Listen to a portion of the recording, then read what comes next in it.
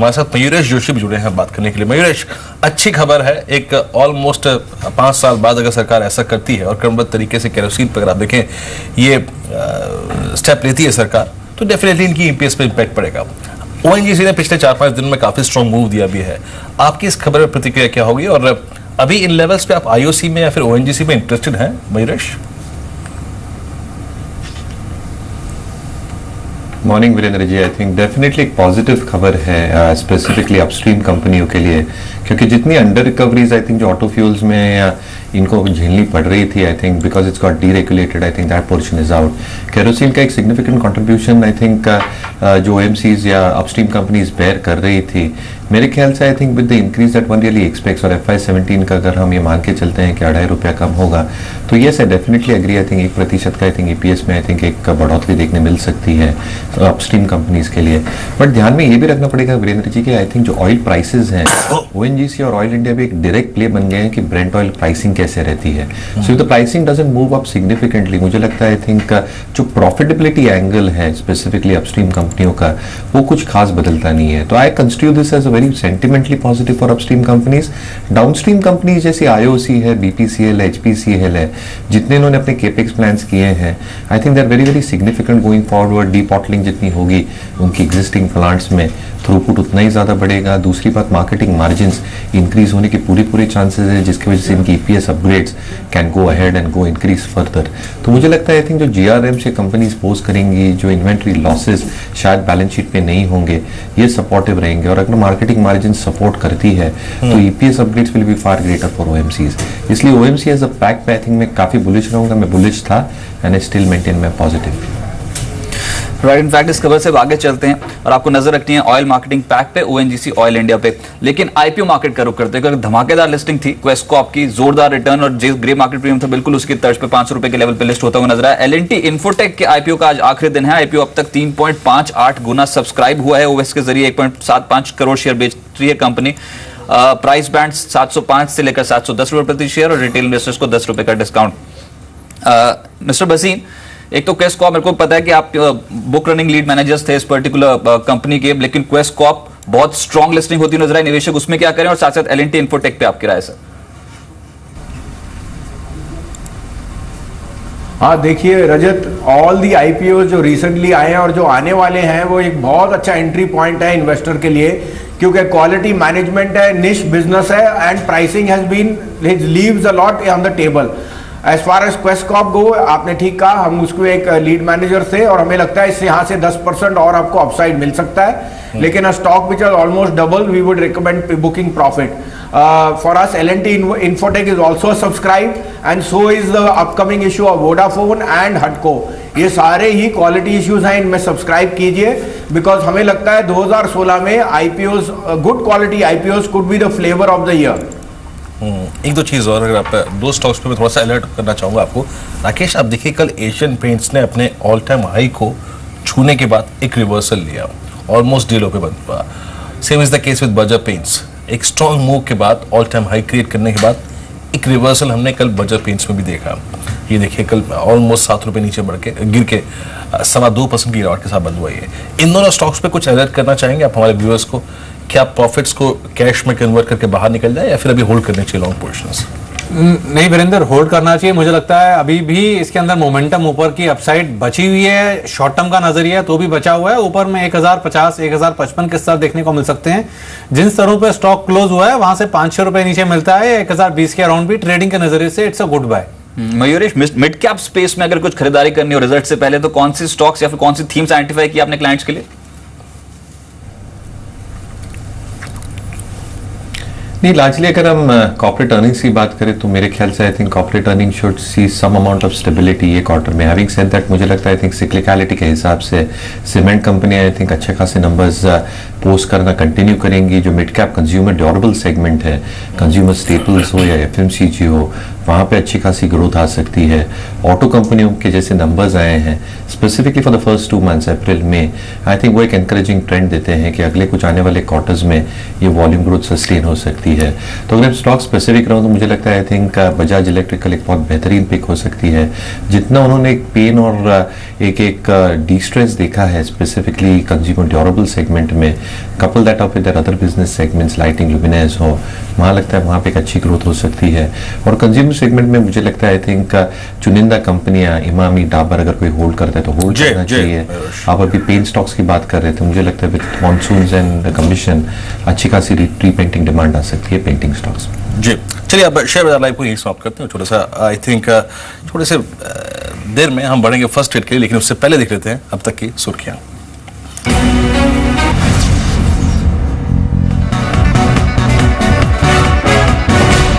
नमस्कार, first trade में आपका स्वागत है। दिल्ली स्टूडियो से मैं हूँ। नमस्कार, मैं हूँ वीरेंद्र कुमार। संकेत अच्छे हैं, बहुत अच्छे नहीं, आई मीन लगभग 15-16 अंकों पर ऐसे निफ्टी कारोबार कर रहा है। आइए शुरुआत करते हैं फर्स्ट ट्रेड की। आपकी स्क्रीन पर आप देखें तो ऑलमोस्ट 15 से 16 अंकों पर इस वक्त अब 17 अंकों पर 8541 के स्तर पर कारोबार कर रहा है। Very good morning. आज अंतर्राष्ट्रीय संकेत ठीक ठाक, और अब बड़ी बात है कि हमारे पे रिस्पॉन्सिबिलिटी काफी बढ़ गई है, क्योंकि प्रॉफिट्स बहुत हैं और यहाँ से प्रॉफिट्स बाजार खोज भी रहा है। लेकिन मुझे तो ऐसा लगता है जैसे आज के क्यूज भी आप देखिए, हाँ ये जरूर है कि कुछ हद तक फ्लैटिश क्यूज हैं, एटलीस्ट नेगेटिव नहीं है। कल डाउन में हमने एक नया हाई भी बनते देखा था। ये टिपिकल ऐसा सेटअप होता है जिसमें bulls will still try and find opportunity, और वो आज के ट्रेड में भी देखने को मिलेगा। पर हाँ, हो सकता है शायद थोड़ा साइक्लिकल पैटर्न बने जहाँ पे कुछ पॉकेट्स ऐसे हो जहाँ पर प्रॉफिट टेकिंग हो, but largely I don't think कोई कॉज ऑफ कंसर्न है इस समय। इस बीच आप देखिए करीब 67.18 के मुकाबले लगभग 67.9 पे भारतीय रुपया खुला है। तो एक मजबूती के साथ भारतीय रुपया खुला है यहाँ पर। और देखिए, मजबूती से ज़्यादा महत्वपूर्ण चीज़ है कि अभी नए आरबीआई गवर्नर के नाम से पहले इसने एटलीस्ट एक ट्रैजेक्टरी को होल्ड किया है। सबसे बड़ी चुनौती होगी इसके लिए सितंबर का महीना। उससे पहले अगर आप देखें, शायद ज़्यादा की चाल जो है निर्भर करेगी एफआईएस के ट्रेडिंग पैटर्न पे, डेट पे, इक्विटी में उनका पैसा डालने और निकालने के तरीके का। खैर, इस बीच आपकी स्क्रीन पर आप देखिए नेगेटिव एक्शन है। एक्सिस बैंक आपकी स्क्रीन पर बिल्कुल फ्लैट 561 पे, निफ्टी करीब 8 अंकों पर और सेंसेक्स लगभग 56 अंकों पर है। थोड़ा देर मैच्योर होगा, लेकिन उससे पहले अगर आप देखें कुछ हाउस व्यूज को लेकर बात करते हैं। अंजल हमारे साथ हैं फ्रेश डेवलपमेंट्स में। अंजल बताइए।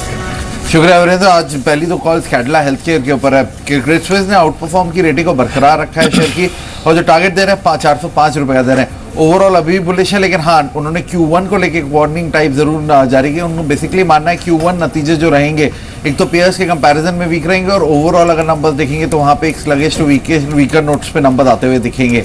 वहीं दूसरी ओर मॉर्गन स्टैनले ने भी कैडिला के ऊपर अपनी ओवरवेट रेटिंग को बरकरार रखा है। 399 टारगेट दे रहे हैं। मॉर्गन स्टैनली की रिपोर्ट का पूरा फोकस था कहीं ना कहीं यूएस एफडीए की जो जितने भी जांच चल रही है वो, और कंपनी के एएनडीएस। उनका मानना है कि हेल्दी पाइपलाइन है एएनडीएस की, लेकिन फिलहाल शॉर्ट टर्म में थोड़ी देरी हो रही है। उसका कारण है जो यूएस एफडीए के साथ दिक्कतें चल रही है, उसकी वजह से एएनडीएस शॉर्ट टर्म में इफेक्ट हो रहे हैं। But going on a longer term उनका मानना है कंपनी की एक स्ट्रॉन्ग एएनडीए पाइपलाइन है। वहीं दूसरी ओर डाबर के ऊपर न्यूट्रल रेटिंग यूबीएस ने अपनी जारी की है। उन्होंने लक्ष्य को इंप्रूव किया है, लक्ष्य बढ़ाया है 280 से बढ़ा के 335 किया है, और साफ तौर पर उनका मानना है Q1 में कंपटीशन का इंपैक्ट कंपनी के नतीजों पे आता हुआ दिखेगा। कंपटीशन के चलते कंपनी के Q1 नतीजे कमजोर रह सकते हैं। LIC हाउसिंग के ऊपर क्रेडिट स्विस की एक रिपोर्ट आई है। आउट परफॉर्म की रेटिंग को बरकरार रखा है, टारगेट 590 से बढ़ा के 625 किया है। हाउसिंग फाइनेंस सेक्टर स्पेस में उनका मानना है LIC से one of the top picks रहेगी। एक अच्छा कारोबार है कंपनी का। एसेट क्वालिटी पे उतना इशू नहीं है, टिकट साइज रिलेटिवली छोटा है, वो एक सबसे बड़ा कारण है। कंपनी की एसेट क्वालिटी अभी मेंटेन है। वहीं दूसरी ओर IDFC बैंक के ऊपर दो रिपोर्ट्स आई हैं। Bank of America Merrill Lynch की रिपोर्ट है, न्यूट्रल रेटिंग को बरकरार रखा है, टारगेट 56 का दिया है। तो वहीं डॉइचे बैंक ने होल्ड रेटिंग को बरकरार रखा है और अपना लक्ष्य जो है 50 रुपए का दिया। दोनों का ही मानना है शॉर्ट टू मीडियम टर्म पे शेयर पे एक लैकलस्टर सा मूव देखने को मिलेगा। ज्यादा गिरावट भी नहीं उम्मीद करे, लेकिन आज तक कोई बड़ी तेजी की भी उम्मीद नहीं है। आपने इनफैक्ट अच्छा, अगर आप देखें कुछ बैंकों का जिक्र किया और आपने एनबीएफसीज का जिक्र किया, और एनबीएफसीज में ही LIC हाउसिंग फाइनेंस का, हाउसिंग फाइनेंस का। मयूरेश, आप लोगों ने अपने क्लाइंट्स को बीते 20 दिन में, 25 दिन में, या फिर Q1 प्रोस्पेक्टिव से, कल हम बात भी कर रहे थे LIC हाउसिंग फाइनेंस की कि नंबर्स काफी अट्रैक्टिव रहेंगे इस बार, कुछ बाय करा है इस चंक में? Fresh accumulation?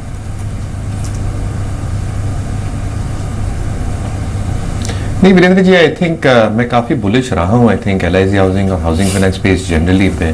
बट अगर हम नंबर्स की बात करें और स्टैकिंग करें तो मुझे लगता है आई थिंक जो नंबर्स की एक्सपेक्टेशन है वो काफ़ी स्ट्रॉन्ग है। तो 19% ऑफलाइन ग्रोथ, 20% की लोन ग्रोथ एक्सपेक्ट कर रहे हैं, जिसकी वजह से जो अर्निंग्स मोमेंटम है ये शायद बरकरार रहे। दूसरी बात ये आप समझ लीजिए कि जो हाउसिंग फाइनेंस कंपनीज हैं they can also tap the NCD market. तो जो इनकी मैच्योरिटी होती है रीपेमेंट्स की, स्पेसिफिकली बोरोइंग्स की, वो अगर 2 या 3 साल के ऊपर की होती है तो ये short duration NCDs can actually reduce their target के लिए पोर्टफोलियो में शामिल करें 50 का स्टॉप लॉस। मान इंडस्ट्रीज जोरदार तेजी, कल का टुडे स्ट्रेट था, लेकिन अब एक्टिव हो सकता है ये पर्टिकुलर स्टॉक। डेली चार्ट पे एक और एक तेजी स्टॉक पे देखने को मिल सकती है। आज के लिए 69 का टारगेट, 63 का stop loss. Whirlpool consumer durable sector पे इस समय फोकस ज्यादा है। कल हिताची होम, वर्लपूल जैसे स्ट्रक्चर जो थे वो बहुत स्मार्टली पुल बैक देते हुए नजर आ रहे थे। वर्लपूल पे आज का टारगेट है 900, 868 का एक स्टॉप लॉस स्ट्रेट लगाना होगा आपको। इंजीनियरिंग और कंस्ट्रक्शन स्पेस में एचसीसी, वलेचा इंजीनियरिंग, ये कुछ ऐसे स्टॉक्स हैं जो ट्रेडर्स चेस कर रहे हैं। वलेचा इंजीनियरिंग पे कल अच्छी तेजी बनी, इंपॉर्टेंट एवरेज के ऊपर निकला। आज के लिए ये स्टॉक आप खरीद सकते हैं 34.4 के टारगेट के लिए, और स्टॉप लॉस इस ट्रेड पे आपको 32.3 का रखना होगा। Selan exploration oil international market पे कल 4.5% बढ़कर बंद हुआ, और एक्सप्लोरेशन कंपनी अभी तक अंडर परफॉर्म कर रही हैं। ये बाजार पे चेज होंगी। सिलान एक्सप्लोरेशन, डॉल्फिन ऑफशोर जैसी कंपनियों पे दाव लगाया जा सकता है। Bhushan steel, mid cap small cap steel counters जो है वो बाजार पे एक्टिव हैं। भूषण स्टील पे खबर यह है कि कर्जदारों की मैनेजमेंट कंट्रोल लेने की योजना है, ये सूत्रों के हवाले से खबर है। लेकिन 46 के टारगेट के लिए पोर्टफोलियो में रख सकते हैं, 43 का एक स्टॉप लॉस रखें। लिबर्टी, आज फुटवेयर सेक्टर का दिन हो सकता है। लिबर्टी, बाटा जैसे स्टॉक्स बाजार पे एक्टिव होंगे, क्योंकि फुटवेयर सेक्टर को एक राहत पैकेज मिल सकता है सरकार की ओर से। हमने देखा जब भी राहत पैकेज की खबर आती है, चाहे वो टेक्सटाइल सेक्टर हो, मेडिकल डिवाइसेस हो, या फिर अब फुटवेयर, काफी स्ट्रॉन्ग रिटर्न्स मिलने की संभावना बढ़ जाती है। आज के लिए 205 का टारगेट, 190। कैडिला, इसमें ऐसे कॉल की को बेचने की मंजूरी मिली है। सब्सिडरी मार्केट खबर है कैडिला के संदर्भ में 381 का टारगेट है। और Tata Motors, DVR, Tata steel, जो भी कंपनी यूके में ऑपरेट कर स्टॉक पे आप नजर much better going into the next few quarters. Rakesh, OMC इस पर which ways they've been outperforming, kerosene वाले है, उसके बाद टारगेट्स अगर सेट करने हो, and obviously on the stocks which are moving in the highest trajectory, जैसे BPCL है 52 वीक हाई पे कॉन्स्टेंटली है, इस पर क्या टारगेट रखना चाहिए? देखिए मिहिर, BPCL ऑलरेडी एक नीचे से एक अच्छी खासी रैली दिखाता हुआ आया है। BPCL, HPCL, IOC सब में एक अच्छी खासी रैली दिखाई है, और BPCL आज एक्स बोनस ट्रेड करेगा। अगर कोई भी करेक्शन आती है तो स्टॉक को बाय करना चाहिए। अगर ट्रेडिंग का नजरिया है तो मिहिर, मेरा ऐसा मानना है कि डिक्लाइन की वेट करनी चाहिए, तब बाइंग करनी चाहिए।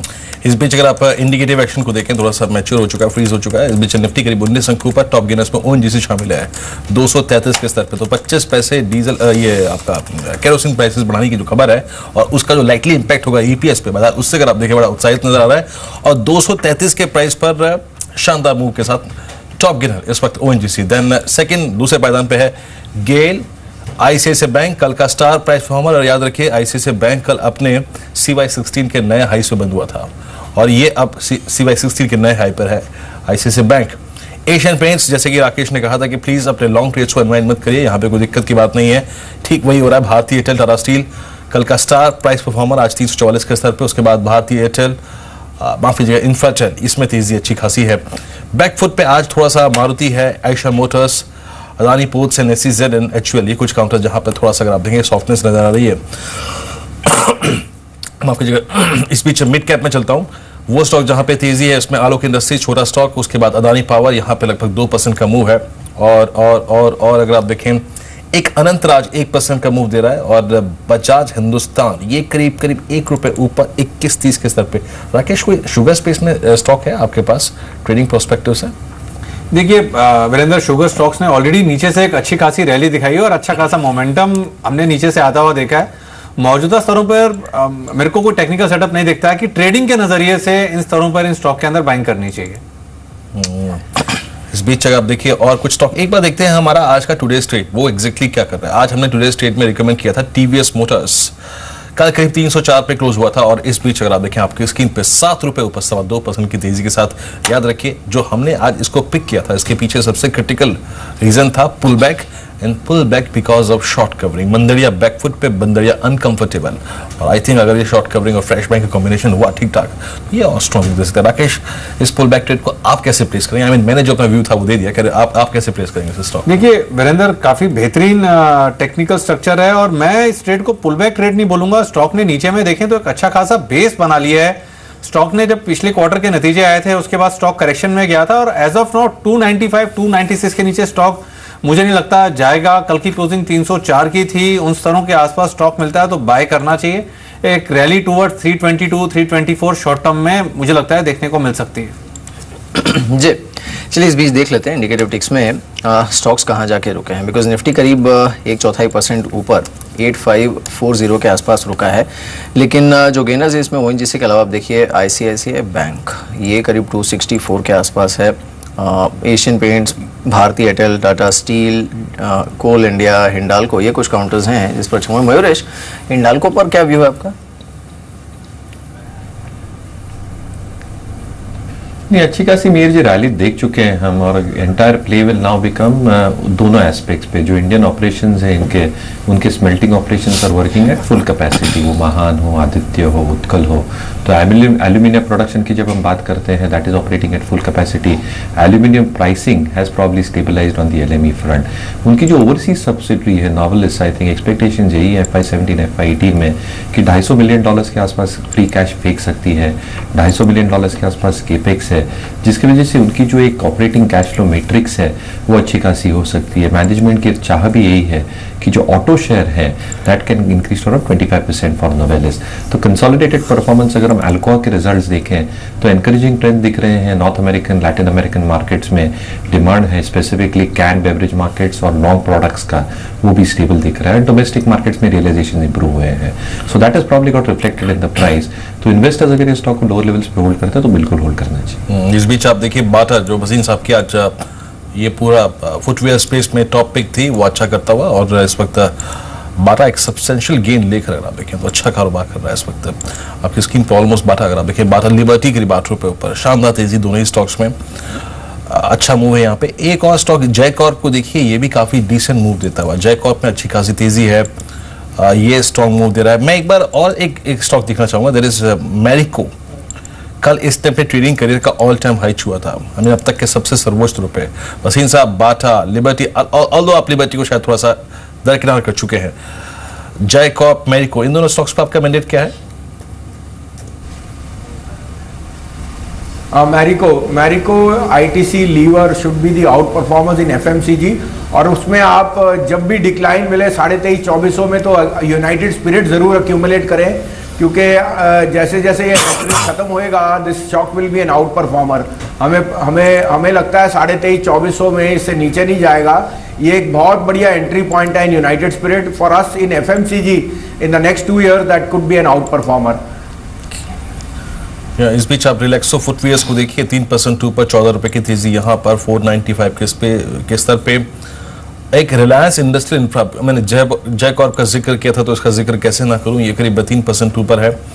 रिलायंस एग्जैक्टली क्या कर रहा है आज 1005 के स्तर पे, आज बहुत स्ट्रांग नहीं है लेकिन 1000 के ऊपर जब तक ये रहता है अपने आप में, अगर आप देखें तो ये जो ट्रेडर्स की एक्सपेक्टेशन है ना बढ़ा के रखता है ये। उसके बाद सेल 50 के स्तर पे 1% ऊपर। आई मीन राकेश, चार्टिकली सेल मेरे ख्याल से पिछले लगभग 1-1.5 साल पे चार्टिकली इतना लुक्रेटिव, इतना दाव लगाने लायक कभी लगा नहीं। आपकी बहुत संक्षेप में राय क्या होगी इस पर?